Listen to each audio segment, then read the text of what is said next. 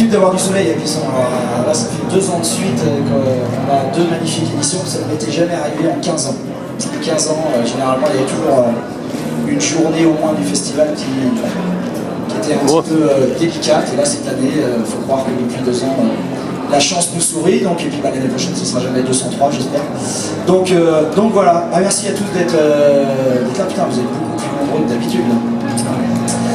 Donc 10e édition du festival, comme je vous dis, hein, évidemment que on a bien conscience, nous organisateurs, que la magnifique météo a fait 50% du travail à notre place, hein, puisque si on avait joué le week-end dernier, et ceux qui sont peut-être de la région pourront confirmer, on aurait certainement moins rigolé. On avait pris 40 mm de pluie dimanche dernier. Ça aurait été évidemment moins rigolo pour vous, pour les festivaliers, pour nous. Donc on a su préserver une belle pelouse parce qu'on a eu des conditions de montage exceptionnelles. Voilà, donc on avait fait quand même pas mal d'améliorations que vous avez pu constater, mais après vous allez comme d'habitude me poser vos questions et me faire vos remarques. Voilà, je suis là encore, j'ai pas finalement grand chose à raconter, c'est vous qui allez me poser vos questions, mais je remercie encore incroyablement toutes ces personnes qui m'entourent, qui font un travail absolument exceptionnel, qui d'année en année, même moi, me surprennent à un point où je ne pensais pas évidemment, quand j'ai eu l'idée de monter un festival il y a maintenant une quinzaine d'années, qui sont ici dans ma chambre, que le festival puisse devenir ce qu'il est aujourd'hui. Donc il serait vraiment faux de penser que Ben Barlow est le seul moteur de ce succès apparent. J'ai eu la chance de rencontrer des gens extraordinaires qui ont su s'approprier mon idée, qui ont su y apporter une pierre et qui ont su faire monter l'événement pour être aujourd'hui ce qui est entre guillemets le plus grand festival de France de musiques actuelles, du moins en termes de chiffre d'affaires. Je sais que les gens n'aiment pas quand je parle, mais bon, je sais que vous, ça vous intéresse, mais aujourd'hui c'est un beau pied de nez effectivement pour un festival sur un concept artistique avec une musique qui n'est pas forcément très bien représentée, vous le savez mieux que moi. D'avoir aujourd'hui un festival de cette importance, c'est vraiment bien. Et puis évidemment, avoir réussi en 10 ans à fédérer les habitants, les festivaliers, vous, autour d'un projet qui paraissait pas gagné. Il y a 15 ans, j'avais l'impression d'être le seul con à avoir des t-shirts de métal. Enfin, j'en ai plus là aujourd'hui. Mais bon, ça c'est autre chose.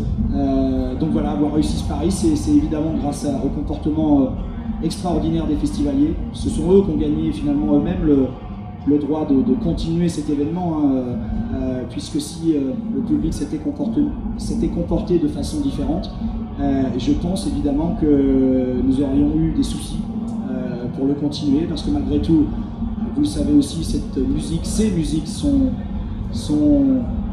pas appréciées de tous, et que de nombreuses personnes, enfin de nombreuses, j'exagère, un petit nombre de personnes nous attendent au tournant, évidemment, attendent qu'on fasse une connerie pour venir nous taper sur les doigts. Donc cette connerie, du moins en 10 ans, n'est encore jamais arrivée.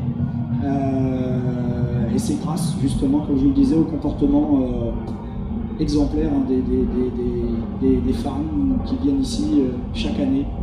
Donc voilà, je suis évidemment très fier. J'espère que vous avez passé...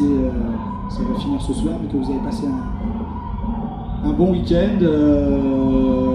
Voilà.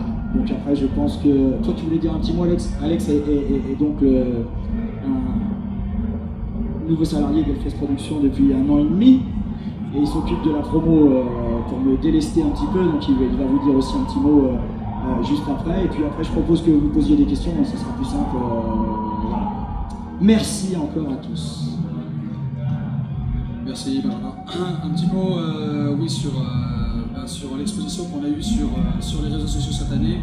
On a monté une équipe de live media composée de photographes, de vidéastes et de community managers pour pouvoir permettre de propager un peu le message Hellfest sur les réseaux, puisque beaucoup de personnes n'ont pas eu l'opportunité d'avoir une place, donc il était important pour nous de montrer en temps réel qu'est-ce qui se passait sur l'expérience Hellfest.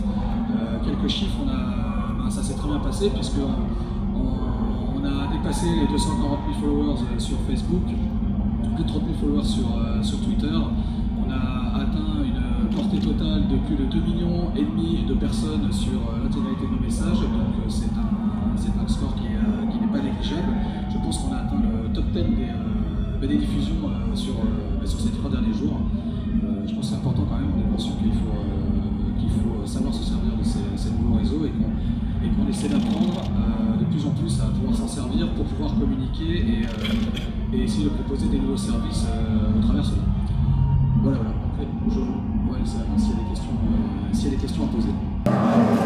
Je voudrais que tu m'expliques qu'est-ce qui peut faire que tu puisses faire venir un grand groupe comme Metallica en dehors de l'aspect purement financier.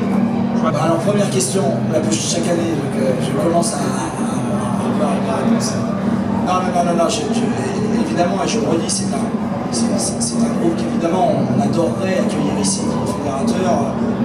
Voilà, après je ne veux pas rentrer dans les détails des éventuelles négociations qui peuvent se passer avec les artistes, mais c'est pas toujours aussi simple que ce qu'on a l'impression. Donc effectivement, quand tu me disais est-ce que ce n'est pas qu'une question d'argent, c'est quand même essentiellement une question d'argent.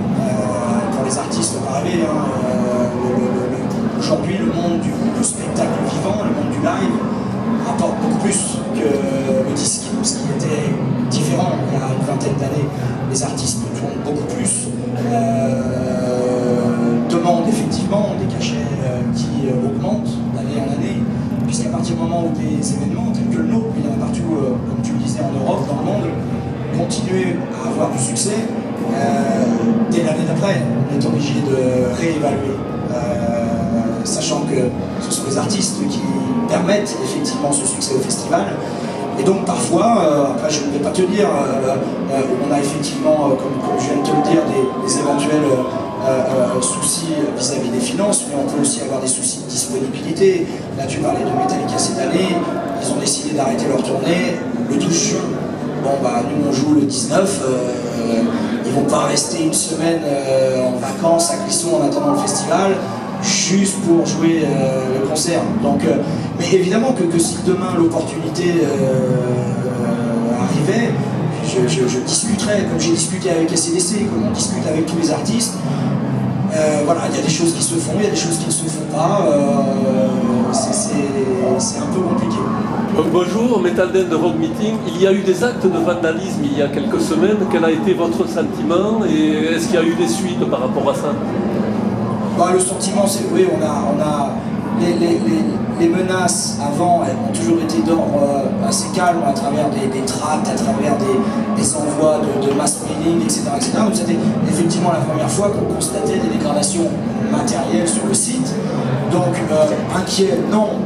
Vigilant, oui, quand même, malgré tout, parce qu'effectivement, en ce moment, et ça c'est plus d'ordre général, on est face à un climat social au niveau de la religion qui est un peu plus tendu. Donc effectivement, que ce soit avec les forces de gendarmerie, la vigilance a été un petit peu renforcée. Mais on avait eu un avertissement, J-, je ne sais plus combien, premier avertissement. Donc on pouvait penser qu'il allait se passer autre chose, et puis finalement il ne s'est rien passé. Mais on a quand même effectivement dû, par nécessité, réaugmenter un petit peu les effectifs de sécurité en amont sur le montage, afin qu'ils ne se reproduisent pas ce genre de vandalisme. Après, ce n'était pas du vandalisme, pas quelque chose de catastrophique, excepté une sculpture qui était la seule qu'on avait en fibre de verre. Maintenant, on arrêtera ça, on fera que en métal, comme ça, il faut y aller avant qu'il la crame pour un moment. Mais voilà, sinon après, ça n'avait pas été dramatique. Cette année, on a eu droit à un gros relooking des scènes Temple Alternate Valley et aussi des main stages de la Warzone. Concernant ces trois scènes-là, la Valley et l'Alternate Temple, pourquoi avoir fait le choix d'abandonner les jeux? Écoute, ça c'est des réflexions qu'on a suite au déroulé d'une manifestation. Je pense notamment au aux 2 dernières années où moi j'avais l'impression que ce chapiteau bleu était joli, extérieurement parlant, enfermait un petit peu les gens. Je trouvais que on étouffait un petit peu à l'intérieur. Et donc on a cherché longtemps une solution qui soit plus aérée, parce que j'ai bien conscience qu'ici au Hellfest, et on veut le garder parce que c'est vraiment quelque chose qui, dans notre projet est important. On veut vraiment essayer de garder au maximum une place importante pour les artistes de la vallée, de la Temple, mais aussi de la Warzone, enfin de tout. C'est pas forcément facile.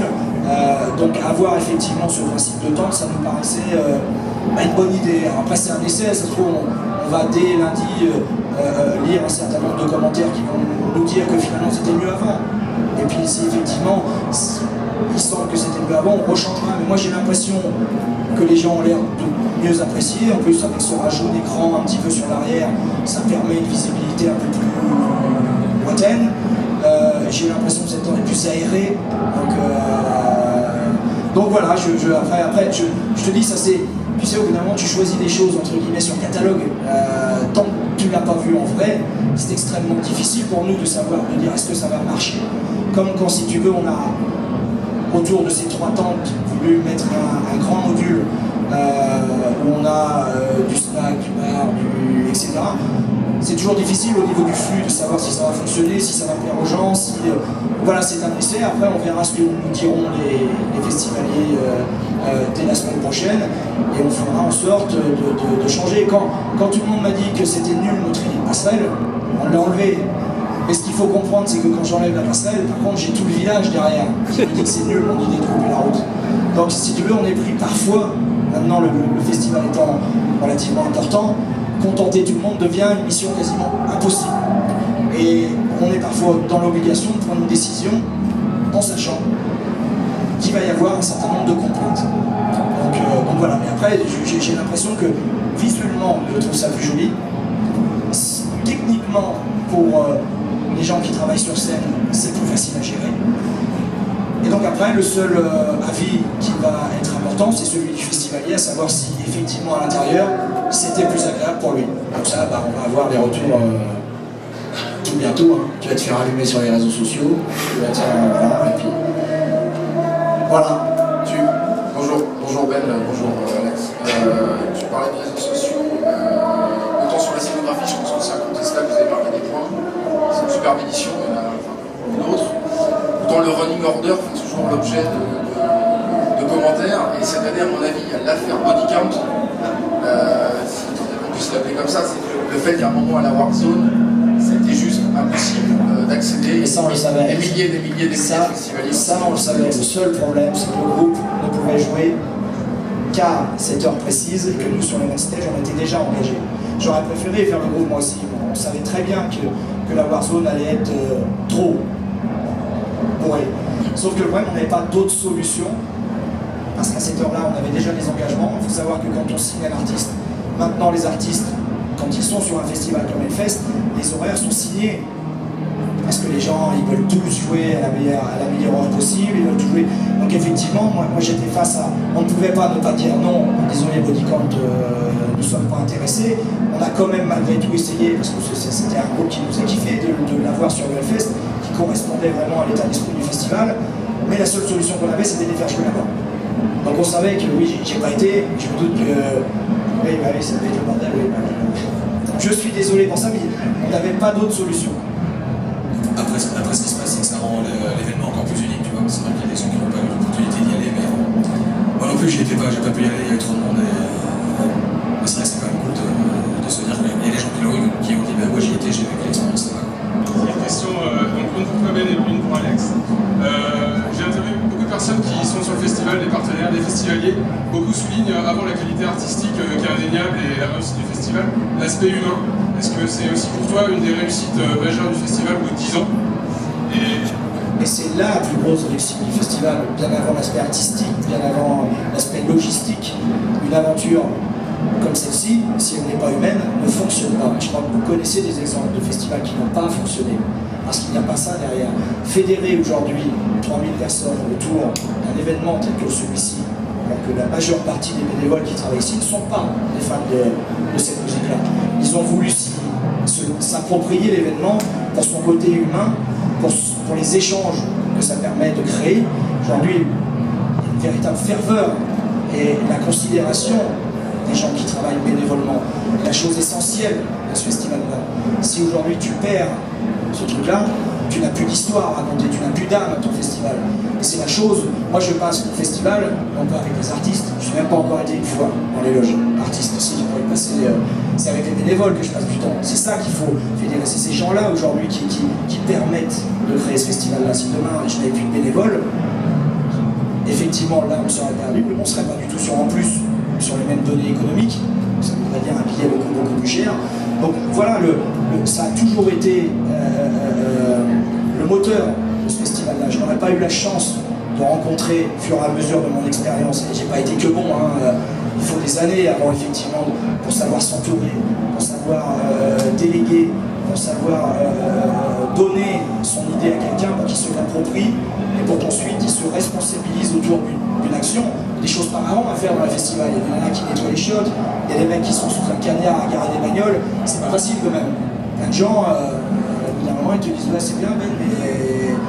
Et là, aujourd'hui, c'est ce lien social unique à Clisson. Vous vous rendez compte qu'aujourd'hui, Clisson, c'est 6000 personnes, et 1000 personnes de Clisson sont bénévoles, une personne sur 6 quasiment. Autour d'un projet où, comme je disais, il y a 15 ans, je vais être le seul con à avoir l'impression d'en écouter. Avoir réussi à fédérer ça, c'est certainement ma plus grande fierté. C'est ce que je retiendrai de toute mon expérience. Peu de gens finalement partent du festival. Nous avons les mêmes équipes depuis la création du festival. Donc la considération chez nous. Mais comme dans plein d'événements, regardez tous les événements qui fonctionnent hors métal, les charrues, les européennes, sont tous partis d'une histoire associative. Parce que selon moi, sans cette histoire, eh ben on n'a pas cette âme qui permet de créer tout ça. On peut faire du one-shot, marcher, parce qu'on a une affiche extraordinaire à un moment donné, ça plaît, ça fonctionne. Mais perdurer dans le temps, sans les hommes, ça ne marche pas. Deux petites questions du coup pour Alex. La réussite du festival, elle est aussi sur les réseaux. Vous avez été récompensé par un award du meilleur festival. Est-ce que là aussi c'est une pression supplémentaire à chaque fois apporter des améliorations sur ce qui peut encore l'être?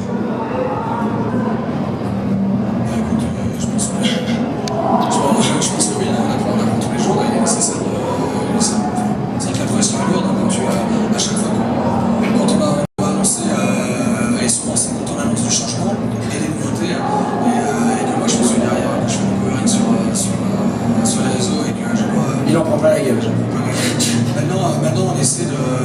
C'est vraiment assez beau, ça devient très chronophage parce qu'on essaie maintenant de répondre à ces lecteurs ou à ces attaques parce qu'il y a beaucoup de gens qui pensent, qui apportent un avis ou qui pensent avoir la solution alors qu'ils ne connaissent pas vraiment toute la réalité.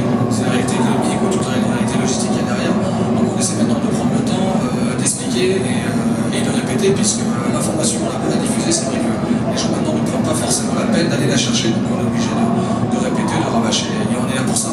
Après c'est vrai que c'est quand même très appréciable quand moi je vois quand tu prends la peine de répondre aux festivaliers correctement, de leur dire voilà, vous pouvez faire ça, voilà ce qui se passe, voilà pourquoi on a fait ça, et quand tu prends le temps d'expliquer aux gens, je pense que même la personne la plus négative du festival, tu bois un verre avec elle, tu l'expliques point par point, et je suis certain qu'on pourra le faire changer d'avis, c'est évident quoi. Il suffit juste de pouvoir discuter, parfois, bon par quoi. C'est vrai que parfois c'est plus difficile quand tu es devant un clavier et que quelqu'un derrière son écran, c'est toujours un peu difficile, mais c'est toujours possible. Bonjour, Charlène pour le webzine noir. Moi je voulais vous dire félicitations pour cette édition, c'est vraiment formidable, on a du mal à imaginer comment ça pourrait être mieux. Du coup ma question c'est le Hellfest dans 10 ans, comment ce sera, comment vous l'imaginez, comment ça peut devenir encore mieux? Un festival c'est très fragile, malgré un succès, on essaye du mieux possible de rester les pieds sur terre, un succès n'est pas garanti à vie. Et dans 10 ans, je ne sais pas ce qui sera. Donc effectivement, avoir une vision à aussi long terme, on n'y est pas. Je te dis, effectivement, je prends bonne conscience que depuis 2-3 ans, le festival surfe peut-être sur un petit effet de mode, un petit effet de curiosité, j'en ai bien conscience. C'est pas dit que cet effet de mode et cet effet de curiosité perdure dans le temps. Donc c'est pour ça qu'on essaye du mieux qu'on peut de fidéliser les vrais fans. J'aime pas dire vrais fans ou faux fans, parce que tout le monde, le Hellfest, on ouvre la porte évidemment à tout le monde. Mais d'essayer effectivement que le festival reste ancré sur ses premières valeurs lors de sa création, pour essayer de garder une base de public, puisque dans 3-4 ans, je ne sais pas s'il n'y aura pas une lassitude, je ne sais pas s'il n'y aura pas une concurrence, je ne sais pas s'il y aura énormément d'éléments. Aujourd'hui, l'économie des festivals est quelque chose de très fragile. Alors nous avons une chance comparée à nos collègues, c'est que nous avons très peu de subventions.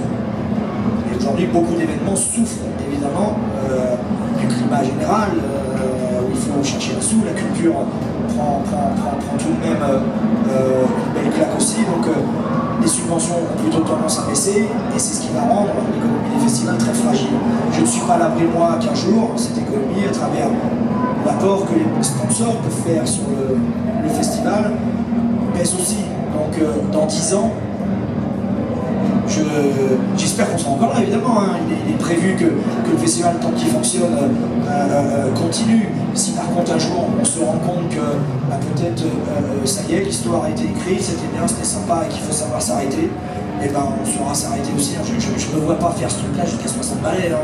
Il y a un moment, de toute façon, de nombreux artistes normalement disparaîtront peut-être avant nous, malheureusement. Donc voilà, on n'est pas aussi long terme. Bonjour Ben, j'ai vu que les équipes de sécurité avaient changé. Maintenant il y a les challengers avec notre équipe.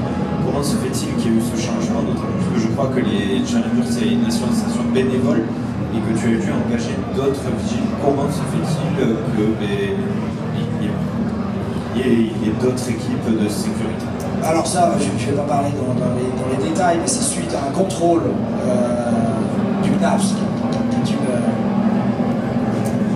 est venu contrôler les agents de sécurité sur le festival l'an passé et qui a remarqué un certain nombre de choses qui n'allaient pas, qu'il fallait changer, et que c'est toujours le gros danger pour nous. En France aujourd'hui, le bénévolat est interdit, mais est toléré. Très difficile aujourd'hui dans le monde du travail de concilier les deux, parce qu'évidemment sans bénévolat, il n'y a plus grand chose. Plein d'événements, plein d'associations qui sans bénévoles ne peuvent pas se dérouler. Et ces missions de sécurité, nous on a toujours voulu que Challenger, qui est devant les scènes, qui sont des gens, qui sont des femmes, qui se comportent avec le public d'une façon irréprochable. Enfin, c'est du moins ce qu'on m'a toujours dit, qui sont bien meilleurs que certaines boîtes de sécurité qui vont... c'est dur hein, la sécurité, hein. J'ai des sœurs hein, des fois, hein, souvent même. Donc on a fait normalement le forcing pour garder ces bénévoles en place, mais normalement il n'y a pas trop le droit d'être là. Parce qu'il y a une tolérance pour le bénévolat sur certains types de postes. Et là on est sur de l'assistance à la personne, et c'est pas toujours facile. Et les règles d'encadrement pour les boîtes de gardiennage privé augmentent, parce qu'ils se sont aperçus à droite à gauche qu'il y avait un certain nombre d'abus, un certain nombre de gens pas qualifiés, sans papier. Donc évidemment, on est amené à avoir de nombreux contrôles et ils essayent de faire en sorte que ça soit mieux. Entre guillemets, ils nous font chier, hein, puis ils nous mettent des contrôles, ils nous mettent machin, alors que effectivement, mais malgré tout, grâce au contrôle, ils ont pu constater ce qui se passait. Donc tu remarqueras un détail à la con, c'est que les agents de sécurité sont en t-shirt chaud, je crois que c'est ça, marqué sécurité, et que les challengers sont marqués en accueil. En accueil, donc ils font le même travail. Mais voilà, c'est des textes de loi, des machins, des contrôles qui font que mais on a réussi à les garder. Parce que de toute façon, le problème de ce contrôle-là, effectivement, nous aussi, on est à la recherche de personnel de sécurité compétent, qui connaît le public, qui va savoir se comporter, vous savez mieux. C'est très difficile. Je ne sais même pas comment l'an prochain, avec l'euro, on va faire pour trouver un nombre suffisant d'agents compétents pour encadrer la manifestation. Parce que l'euro va nous bouffer plein de personnel. Donc voilà, c'est une problématique, mais ça c'est une petite problématique. Si toi ça t'intéresse, je pense que tout le monde s'en fout. Voilà, mais en tout cas les challengers sont là encore et on s'est bataillé pour faire en sorte qu'ils restent devant les scènes parce qu'ils font un travail formidable. Ça fait partie des 3000 bénévoles du festival. Donc Dieu sait si c'est quand même physique, enfin moi je l'ai jamais fait, mais je suppose que surtout avec un temps comme ça doit... donc voilà, je les remercie eux, évidemment, comme tous les 3000 bénévoles. La vitesse de qu'on déplace, les années, plus ça va et plus c'est rapide. Là, cette année, en l'espace de quelques jours, c'était terminé. Est-ce qu'il y a une volonté de rester un festival un peu VIP pour les fans qui viennent au festival? Est-ce qu'il y a une volonté d'agrandir un peu plus le festival d'année en année pour pouvoir incorporer le plus de fans possible? Non, on ne peut pas agrandir. On ne peut pas agrandir aujourd'hui. On est dans une zone, vous l'avez vu, hein, je ne sais pas si vous avez goûté le formidable vin qui est produit sur les communes avoisinantes, le fameux Muscadet. On ne peut pas agrandir le festival. On est déjà nous au ric-rac, hein, chaque mètre carré est utilisé et pensé par les équipes techniques ici sur le festival pour essayer au mieux de gérer la manifestation. Agrandir, c'est impossible. C'est impossible. Aujourd'hui, je ne vais pas aller effectivement arracher de la vigne qui est la partie viticole de Clisson. C'est une partie de son histoire aussi. C'est pas, donc non, il n'y aura pas d'agrandissement possible. Après, oui, on est nous aussi dépassés depuis 2 ans par cette demande incroyable.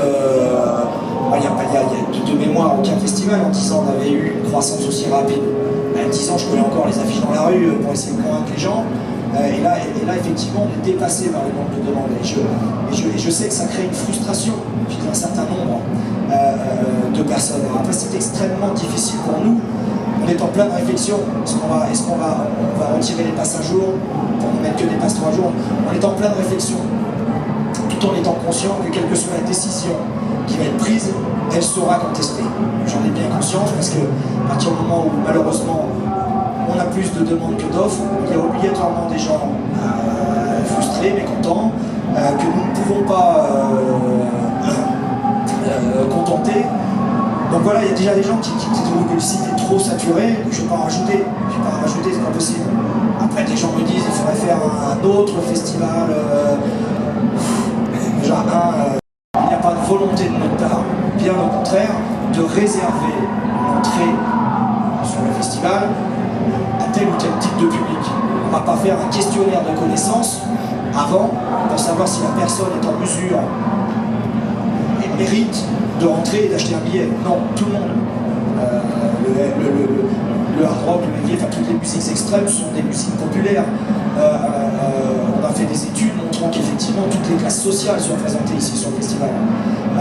C'est intergénérationnel.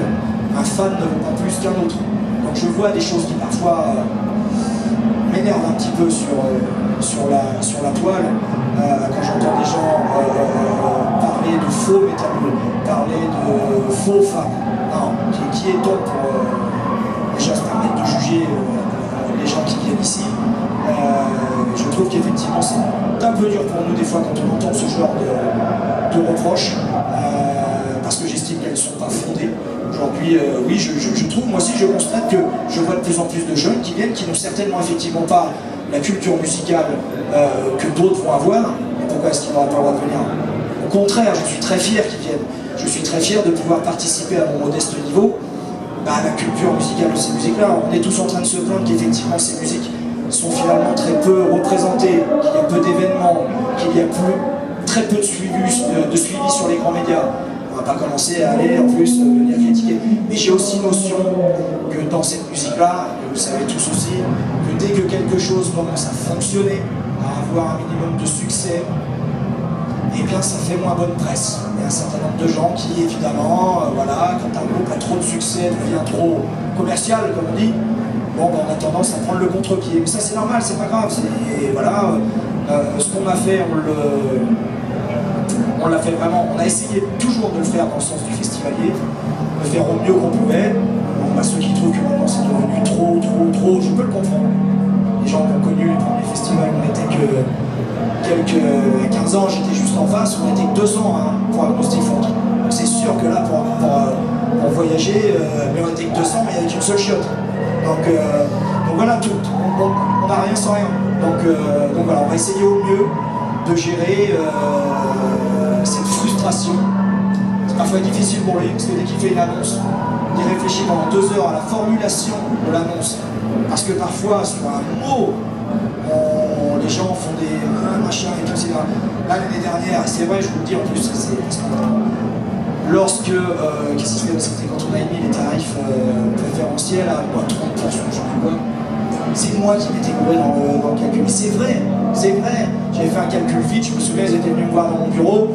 Ouais, Ben, à combien on met le tarif préférentiel, tac, machin, gna. Ouais, bah ça va faire moins 30%. J'étais parti du prix final et non pas du prix de... J'avais fait une... Mais c'est vrai. Les gens ont dit, ouais, non, ils ont voulu nous arnaquer et tout. Non, des fois, on n'est pas plus intelligent que tout le monde et on fait des erreurs. Ça nous arrive et parfois, on est maladroit. Alors quand on était maladroit il y a 10 ans, personne ne le voyait. Parce que on avait moins cette exposition, et maintenant lui il a un rôle, il a été embauché il y a 1 an et demi justement pour essayer au mieux de couvrir ce genre de truc, parce que je me suis rendu compte que à peine un pet de travers, on se fait dézinguer quoi. Donc c'est vachement dur de gérer ça, parce qu'avant je n'avais pas à le gérer ça. Avant il fallait que je convainc les gens de venir. Et je leur dis mais si, tu vas voir, c'est vachement bien, il y a une bonne ambiance, allez, venez. Donc voilà, c'est l'évolution des choses qui font, mais comme pour répondre à la dame qui était là juste avant, qui m'a posé la question, on reste les pieds sur terre, on sait qu'il y a peut-être un effet de mode, il y a peut-être un effet de curiosité chez un public qui n'est peut-être effectivement pas ultra fan, et qui peut-être se lassera à un moment du festival. Donc on reste lucide parce que déjà avoir un site de 50 000 personnes, c'est pas rien. Il y a 10 ans, les festivals de métal de cette importance, je n'avais pas du tout. Donc déjà rester là-dessus, c'est pas mal, hein, 50 000 personnes dans ma commune de 6 000, ça fait du bordel. Hein, il y a du stationnement et du machin, donc non, grossir, non, c'est pas vrai. Ni faire un deuxième week-end, parce qu'en il paraît que tu vas faire ce week-end, et le week-end prochain. Alors, tu viens d'expliquer comment tu voyais le Hellfest dans 10 ans. Je me demandais comment tu le voyais dans 1 an déjà. J'ai vu que vous aviez commencé à vendre des passes en pré-vente et que c'était déjà tout sold out, il n'y en avait plus. Et je me demandais si tu pouvais pas nous donner quelques petits trucs postillants pour l'année prochaine. En groupe, non. Non, en groupe, les discussions commencent tout juste. Et on est plus sur la prise de contact, sur les artistes ont besoin de connaître notre intérêt. Vous aviez une éventuelle tournée, c'est juste une prise de contact. Je suppose qu'ils le font, enfin oui, je suis sûr qu'ils le font à tous les gros événements, connaître notre intérêt. S'il n'y a pas d'intérêt, finalement, le groupe ne viendra pas. Parce qu'aujourd'hui, les festivals comme Hellfest, comme le Grass Pop, comme plein de grosses machines, sont des éléments de décision importants pour les artistes, économiquement parlant. Mais aussi visuellement parlant, en termes médiatiquement parlant. Donc les artistes nous demandent. Après, moi, je ne commence pas, je ne veux pas dire, j'ai une tonne d'agents qui sont là, qui n'arrêtent pas le soir, là, alors que j'ai envie de boire un coup tranquille, de me détendre, qui viennent me dire, et ça, et machin, et tout. Nous, on a, par principe, on a un sacré bordel déjà arrangé à partir de demain, qui va durer un moment. Ensuite, on a toutes nos vacances, on fait pendant tout le mois d'août, et c'est à partir de septembre qu'on va pouvoir se dessiner ce qui va se passer. Et l'extraordinaire chance, c'est vrai quand j'entends les gens me dire bah ouais putain c'est la décoration, le machin, c'est les festivaliers qui me donnent cette possibilité. Parce qu'effectivement en achetant des places très tôt dans l'année, ça nous permet nous, économiquement, budgétairement parlant, de pouvoir prendre des risques. C'est tout con, le banquier va te prêter de l'argent si c'est tu vas en gagner. S'il n'est pas sûr que tu vas en gagner, il t'en prête pas le banquier, hein. C'est le principe. Hein. Et donc effectivement avoir cette chance incroyable que tous mes collègues, ils étaient tous là ce week-end, les Chambus, les Euroquiennes, les Rock en scène, ils sont tous là, rêvent tous d'être à ma place, de pouvoir vendre des places aussitôt à l'année. Parce que nous, organisateurs, ça nous permet de planifier à l'avance ce genre de nouveautés. On se dit, bah tiens, bah oui, les écrans pour la vallée, pour le machin, ok, on aura les moyens cette année. Il y a plein de collègues qui, la veille de l'ouverture de leur festival, ne savent pas s'ils vont pouvoir payer tout le monde. Parce que ben, voilà, c'est le risque d'un organisateur et d'avoir cette chance incroyable de pouvoir compter sur le soutien des festivaliers qui vont acheter très très tôt leurs billets. Même moi j'étais surpris cette année, je ne pensais pas qu'on allait faire ça. Hein. Moi j'étais le premier quand on a mis en vente en décembre, qu'on m'a appelé, j'étais je sais plus sur Paris ou un truc comme ça, on m'a dit on a vendu tant. J'ai dit quoi? Je n'y croyais pas non plus. Je ne pensais pas effectivement, je pensais que l'affiche allait fonctionner. Mais pas être complet en 10 jours, 15 jours. On a été nous aussi dépassés par le truc, d'où la décision que la billetterie va rouvrir cette année dès septembre, courant septembre, à tarif normal, sans annoncer les groupes. Ça laissera, et j'espère, aux festivaliers le temps de pouvoir acheter sa place, parce que, alors sauf si encore on surprend et qu'en mettant à tarif plein sans annoncer un groupe, tout le monde saute dessus. Là, même moi je serais encore, je dirais, mais si vous savez, j'ai même pas encore annoncé un truc. Donc ça, c'est vrai que c'est des choses qu'on ne maîtrise pas encore. Le véhicule le fait. Donc est-ce que ça ne sera pas un jour notre cas? On s'adaptera. Tu disais que le Hellfest c'était le premier festival de France en chiffre d'affaires. En token ou en euros, ça fait combien le premier festival en chiffre d'affaires? Excuse-moi. Ça fait combien de chiffre d'affaires le premier festival de France? On est autour des 16 millions d'euros maintenant de budget. Oui, ça fait quand même un peu de... Pour une coupe de 3 jours, c'est un peu cher. Bonjour les gars, bravo pour cette édition magnifique. Moi j'aurais 2 questions pour Ben et Alex. Ben, j'ai lu sur la toile comme quoi le festival avait été revendu à Gérard Productions. Voilà, si tu peux en dire à 2 mots. Et Alex, j'aimerais juste en fait que tu précises à quoi consiste le Hellfest Culte, l'ambiance qu'il y a entre les frères et sœurs culteux. Voilà, essayer de faire taire les hackers qui sont sur la toile, qui disent le Hellfest Culte c'est une secte, etc. Il y en a tellement qui disent ça. Voilà. Juste, si tu peux en faire. Bon, c'est une question importante que tu as posée parce que j'entends aussi beaucoup de fausses informations à ce sujet. Non, le festival n'a pas été vendu. Une association ne se vend pas. On est bien d'accord? Aujourd'hui, le Hellfest, effectivement, est une marque, intéresse des gens à l'extérieur, d'autres pays. Et donc, il est possible que dans le futur, ce concept puisse être transposé. Je dis bien puisse, il n'y a rien, absolument rien fait, à l'étranger, en Allemagne, en Angleterre, j'en sais rien, au Canada, j'en sais rien, etc. Et qu'il me fallait effectivement trouver un partenaire important pour anticiper cette éventualité. Et je l'ai trouvé effectivement avec Gérard Drouot Productions. Mais il faut bien dissocier l'aspect marque d'un côté et l'aspect festival, organisation de l'autre. L'association a la licence exclusive de l'organisation du festival Hellfest en France. Elle la détient encore pour 20 ans, donc ça ne change pas grand-chose. Et donc voilà, ça ne change absolument rien, ça reste toujours associatif. Gérard Drouot, il n'y a pas de coproduction, il n'y a pas d'intérêt financier dans ce partenariat que j'ai avec lui et dans cette revente de la marque qui a été faite effectivement à sa société. Il y a une envie commune entre lui et moi, mais encore une fois, ça c'est différent de mon rôle, de ma casquette de président d'association, c'est mon rôle perso, d'éventuellement réfléchir à développer Hellfest, je sais pas, monter une chaîne de café, monter, j'en sais rien, monter une marque de slip, j'en sais rien, et que j'avais besoin d'un partenaire avec qui je travaille depuis maintenant de nombreuses années, qui a aidé aussi la manifestation à se développer, puisque en jouant son rôle de producteur de certains artistes ici. Donc voilà, ne confondons pas les choses. Non, le festival n'a pas été vendu et ne pourra jamais l'être, sachant que c'est une association. Quand on s'arrêtera, on sera soit obligé de léguer tous nos immobilisations éventuelles à une autre association, soit de vendre et de donner l'argent à une œuvre de charité ou machin, etc. Enfin bon, bref. Mais il n'y a pas de possibilité aujourd'hui que le festival soit revendu. Donc sortir au sein de la tête, c'est pas... Voilà. Je sais que moi aussi, on dit, le festival est vendu, tu vas partir quand? Non, c'est pas du tout ça. Et donc c'était ta question, tu t'en souviens, Alex? Pour le festival. Ouais, voilà. Le Hellfest, c'est un projet qu'on a monté il y a 2 ans. Donc pour ceux qui ne se connaissent pas, c'est le fan club du festival tout simplement. L'idée de base, c'est qu'on a vu, comme Ben l'expliquait, on a tous nos fans qui n'attendent pas d'avoir la programmation dévoilée pour acheter leur place et revenir sur l'année N+1. Donc on a vu qu'il y avait quand même un mouvement de fidélisation, que les gens nous faisaient confiance. Et suite à cela, j'ai proposé à Benjamin pourquoi pas essayer de monter un vrai fan club où les fans peuvent se retrouver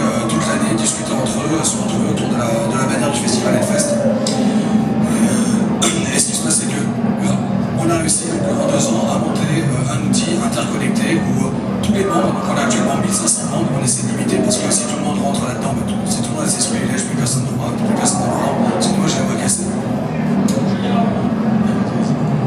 Et donc, pas de souci. L'intérêt du projet, c'est que tous ces 1500 membres ont l'opportunité, durant l'année, de pouvoir se retrouver, de pouvoir discuter, de pouvoir se rassembler autour d'événements, que ce soit d'un simple apéro, que ce soit de grandes manifestations.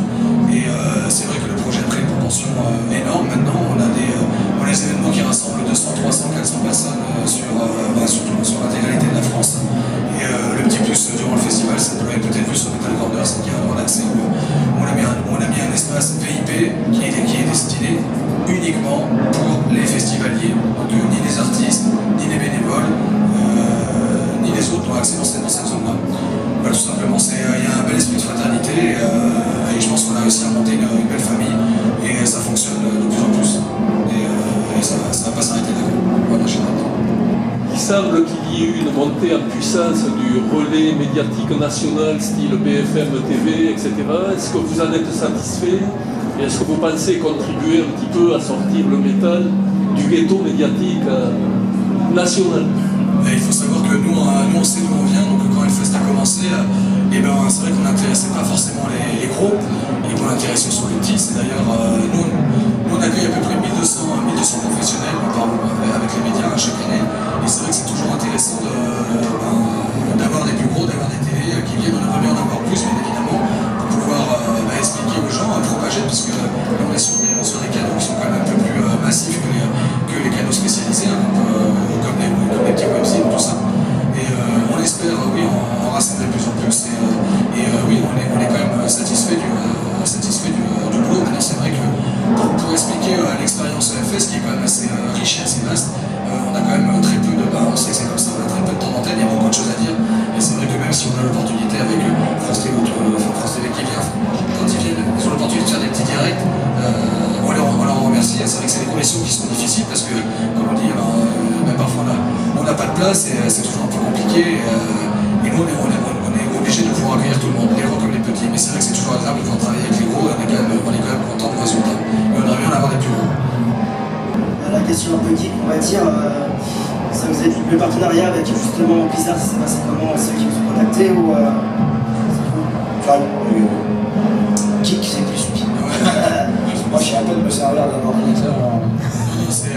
En fait ça vient d'une anecdote, en fait quand on a annoncé la programmation, qu'on a dévoilé les premiers visuels de la nouvelle édition du festival, et il s'avérait qu'il y avait un jeune graphiste qui était fan du festival Hellfest et qui avait fait un photomontage du personnage Gros Mage de la nouvelle licence que sortait Blizzard, et il a fait un petit photomontage et il a envoyé un tweet sympa, tu vois, pour dire que le Gros Mage malheureusement sera pas au Hellfest. Et on a eu l'opportunité, c'est comme ça, on a eu l'opportunité, on a capturé le tweet et on a fait, mais c'est super parce qu'on est conscient que Blizzard c'est une communauté de millions de joueurs et que c'est vrai que la génération geek qui était un peu dénigrée 10 ans auparavant, maintenant il s'avère que tous les ordinateurs sont tous un petit peu geeks. Et on s'est dit, on va leur répondre, on va leur envoyer un petit mail de remerciement tout simplement. Et en fait, la mayonnaise a pris, ce qu'il faut savoir, c'est que chez Blizzard, ils sont tous fans de métal, ils font un salon qui s'appelle le BlizzCon, où tu vois, cette année, ils ont invité Metallica, on a envoyé un petit message, on a envoyé un petit tweet de la licence Diablo, de la licence World of Warcraft. Ils ont refait la même diffusion avec la licence Diablo. Et les discussions ont commencé à parler, on a commencé à sympathiser. Et Blizzard s'est proposé, donc c'est un peu compliqué parce qu'eux ils travaillent avec. Ils ont besoin d'avoir les validations du siège qui est aux États-Unis. Mais on a réussi donc à monter que Blizzard voulait vraiment s'imposer sur les Hellfest, être présent, donc on a monté plusieurs opérations, donc le Hellfire Tavern qui est sur les City Square, la diffusion sur les écrans, et plein de nouveaux services, un live tweet qui est assez conséquent, et on a aussi mis en place donc c'était une opération commerciale, mais une opération vraiment de partenariat avec la SNCF, Blizzard et Hellfest, et on a fait donc le TER Blizzard qui a été d'ailleurs très très apprécié. Voilà, c'est tout gros, c'est un truc de merde et en fait la mayonnaise a pris comme peut naître n'importe quelle aventure comme ça. L'opportunité s'est fait et ils sont très contents. Bonjour, donc je suis Jérôme de Sons of Metal Web Team. Ma question elle est plus pragmatique. Étant donné le succès du festival et le budget que ça représente. Là, on a vu qu'il y a des énormes améliorations qui ont été apportées depuis l'année dernière déjà. Est-ce que le tarif va augmenter pour l'année prochaine sur les places? C'est pareil, j'en sais rien, parce que c'est extrêmement difficile de prévoir ce genre de... Techniquement parlant et logistiquement parlant, non, je n'ai pas prévu que le festival augmente. Demain, si une opportunité artistique et une négociation fait que le billet peut en prendre un coup, oui. Aujourd'hui, il est faux de penser que non, la Grande Roue ne vous coûte pas un centime, elle rapporte même au festival. Elle est louée, et puis avec le nombre de gens qui y participent, finalement, elle donne l'opportunité au festival d'avoir une autre source de revenus. Donc c'est plutôt à l'inverse. Mais aujourd'hui, tous les décors, toutes les infrastructures qui ont été faites, je l'ai expliqué, ce sont de lourds investissements qui ont été faits par l'association, qui doivent être remboursés évidemment, comme des immobilisations d'année après année, grâce à notre cher banquier qui, depuis le succès du festival, accepte de nous aider dans ce développement. Par contre, effectivement, la politique de prix d'entrée d'un festival à l'autre, la donnée importante pour nous, c'est les têtes d'affiche. Et je ne vais pas vous le cacher, les têtes d'affiche, vous le savez plus ou moins, on est rendu au-dessus de 7 chiffres maintenant pour la majeure partie d'entre eux. Donc ça commence effectivement en termes de budget avec quelque chose de très important, et qu'en fonction des artistes qui seront éventuellement disponibles, là on prend une décision au niveau du prix d'entrée. Donc il y aura peut-être une légère hausse l'an prochain, je n'en sais rien. Mais bon voilà, pour l'instant c'est difficile à dire, on est en plein mois de juin, mais oui, si demain, enfin on va pas se mentir, si la CDC m'appelle, et ils me disent ok on vient et je sais combien ça coûte, oui ça va se ressentir. Ça va se ressentir un petit peu quand même, effectivement. Mais c'est juste un exemple, je n'ai pas dit que la CDC... Si, on le répétera. Salut, c'est Eric, la Portugal de Toulouse. Clisson, Rock City, est conscient que vous allez changer la vie de beaucoup de personnes autour de Clisson. Là. Ça fait pas un peu peur? T'as peur qu'un jour on voit une messe noire en plein milieu de l'église de Clisson? Oh non, un festival de cette ampleur dans ma commune, ce qui se passe rien d'autre les week-ends ici, donc on est bien d'accord, je pense que c'est un calme comme ville. On a plutôt tendance à aller s'amuser du côté de Nantes que de rester les week-ends ici. Donc non, c'est une fierté d'avoir amené à une ville qui finalement, quand on la regarde d'un aspect uniquement visuel, on se dit c'est plutôt une ville romantique, une ville... voilà, et donc le métal ça collait pas forcément à... Notre esthétique musicale ne collait pas vraiment avec l'image de la ville, avec l'image de ce qu'elle voulait bien en donner. Donc avoir réussi à implanter quelque chose comme ça, c'est plutôt, je trouve ça marrant, c'est plutôt fun.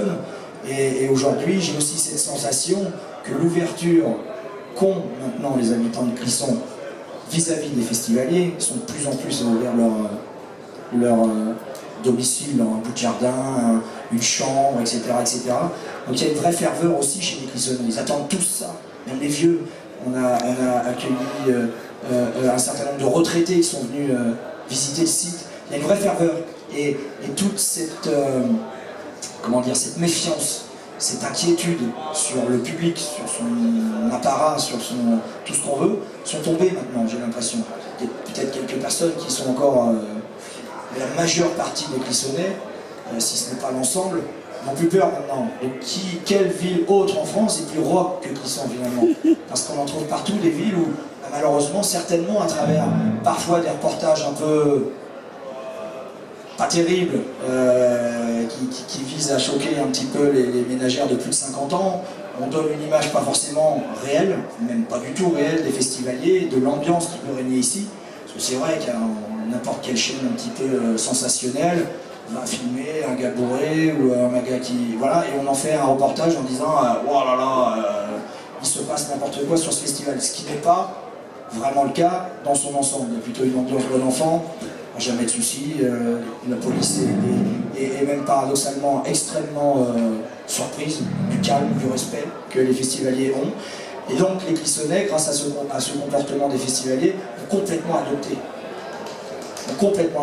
Et eux, dans cette petite ville de Clisson, ils n'ont plus peur des gens comme vous, comme moi, comme voilà, des gens habillés en noir, tatouages et tout, etc. Quelle autre ville en France a ça? Et qui serait peut-être bien, moi je l'aurais peut-être effectivement fait, et j'en suis très fier dans ma petite ville de Clisson, et d'avoir pu effectivement, même si demain ça s'arrête, dans 2 ans ça s'arrête, avoir eu cet espace de temps pour marquer effectivement la ville d'une empreinte rock, parce que je suis plus rock que la petite musique italienne, hein, donc évidemment c'est vachement sympa. Et après, bah, si d'autres villes avaient l'opportunité, ça serait bien aussi. Et c'est pour ça le Clisson Rock City, c'était le petit clin d'œil pour signifier qu'effectivement aujourd'hui la plus grande ville de rock, enfin du moins ce week-end, ce n'est pas Paris, ce n'est pas Nantes, c'est Clisson.